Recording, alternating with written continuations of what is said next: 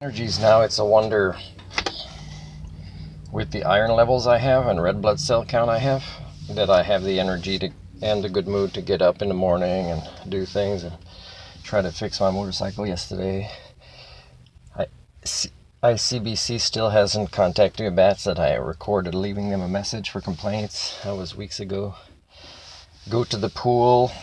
The boss didn't email me after I asked the staff to email me when they said, oh, you're not covered for this time under your per person program rep. You need to be part of the clique of membership and you have to pay half. And then I'm trying to find out how it was done before that I was coming for many months, many different months at that time where there's no lifeguards. And today there's only the hot tub and the saunas. You can't use the big pool or the kiddie pool because they didn't get their delivery of chlorine. And I'm recycling these same conversations. The boss, Nicole, didn't email me back. And last time I gave complaints and emailed it to the mayor, I think, and some of the councilman people in Prince Rupert is sure I got a meeting with Nicole, and there was another lady there kind of making sure Nicole was giving me the right answers. But I didn't get all the answers, and I said, well, there's should be enough time accounted for this. And 30 minutes is not enough because you keep getting these excuses. It's not problem solving, it's developmental disability type answers where people protect their jobs or the reputation of the city or whatever. And it's pretty pathetic to an Homo sapien. So what I'm going to say is, I said recently in a vlog on Facebook, I said it's not really that I'm stuck with Prince Rupert. It's more than Prince Rupert is stuck with me. And maybe some people saw that and they want to get rid of me. The thing is the more you try to get rid of me the wrong ways, because I am trying to leave, but the wrong way is not more oppression, not more human rights violations, not more nonsense where you kind of convince yourselves I'm the bad guy for not having developmental disabilities or not suffering from HSD. So I'm not going to say I'm the elusive Homo sapien. You're the common Homo communion, the common people primate of this failed epoch of Anthropocene. I'm going to say that what's different about me is that I refuse to have my human rights violated, but I also refuse to violate the human rights of others. And that's really another way to say the difference between me and you, the employed people. I might get an answer today from the Friendship House, and I'll post those screenshots. And if they piss me off, I am going to apply for the job. And what I'm going to say in the cover letter is going to surprise them. They say, nobody writes a letter like that if they want to get a job. I do want to get a job, but you're playing games with me, Friendship House. I don't know how you define friendship, but you're playing games with me, and you know it, and it's been like this for a long time. I've been here more than a year. So people, for me to leave, I need to generate income. Not just the city, but the province as a whole is keeping me poor. And I'm documenting who you are. I might never get justice, but I'm always going to transparently put online who you are and who I am. Because it's therapeutic for me, and it's the only choice you leave me as I file human rights complaints and maybe court cases that'll never really see the light as our society keeps devolving. Okay, and one thing about Canada that's very different and actually more negative than the States is that our governments don't govern. In the US, they're doing a lot more governing, except that it's evil, really, and it's self-centered for the elites. Now here, there's a lot of elitism, and the elitism isn't that people are really smart or really rich or really sophisticated or civilized. It's they're employed, and they've been here a long time, and they like each other better because they're more like each other as the Homo communia. So the more I'm different than the norm by being more human in the way that I behave based on sentience and sapience, the more people discriminate.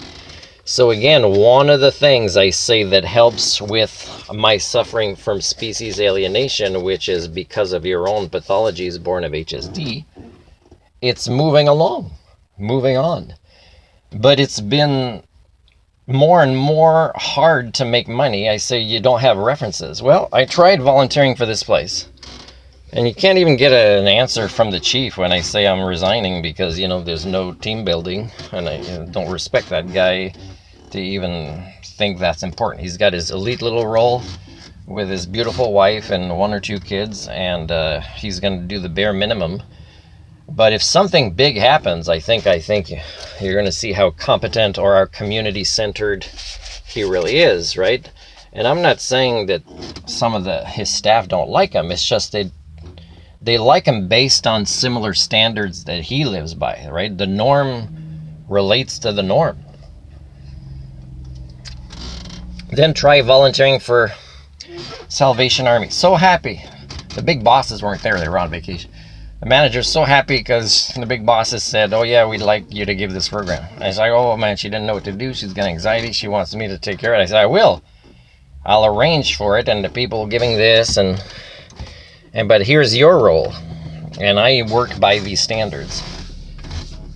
And then it's like, oh man, the negative. There's a lot of new people that go to Salvation Army. Why am I the one talking to new people? Why isn't it the staff? And the staff want other people to talk to them or like them or not, or give complaints or not. It's like they don't even want to interact. I mean, they sometimes interact because they're related or friends or went to school with when they were kids, but they don't make an effort to interact with everybody. And then eventually it's like there's games here where I'm trying to help, but I need them to actually, they get paid to be in their job to participate in this program that they want me to give. Because it's not something I can give myself because I don't have the expertise, but I can guide people to do it. Even people with the expertise, but not the group facilitation skills, and I was going to do that.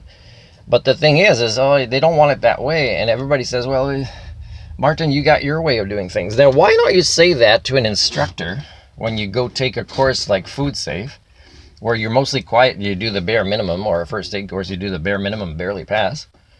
Why don't you say, well, I would have done differently here, or that's your way to do? No. If there's these courses, it's because scientifically speaking, that's the right way to do things. If you can create a scientific argument where it's wrong and then demonstrate how it's wrong, fine.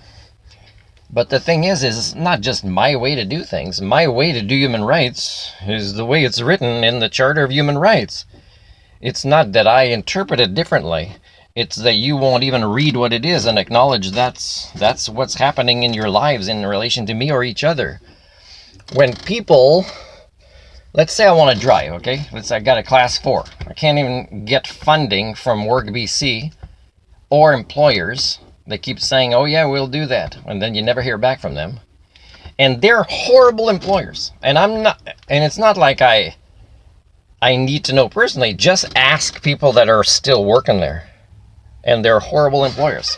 And the people that are still working there, it's because, are they shopping addicts? Are they like bad with getting into credit as overconsumers? Are they totally okay with having their human rights violated? Are they, thinking, oh yeah, when I leave, I'll leave. But they never leave, or they leave on the term of the employer, and then they never fight back, and then they complain about all these years, but they never fought back for their human rights. That's the norm. And you'll find yourself, as your human rights are being violated by your own employers, you'll find yourself feeling superior to me. Yes, so that's who I live among. So yes, I want to leave here, but I can't afford to. So in the meantime, I've proven it many times. My brother was really surprised. I gave him good feedback about some of his feedback. I said, you delivered that really well. And he's surprised. Oh, it's so nice to get a compliment from you. I think because deep down he knows I'm competent. But the thing is it's a deserved compliment. Even people that have been horrible to me, when you change, I'll notice. You will get a compliment. You just don't want to get compliments from an Homo sapien.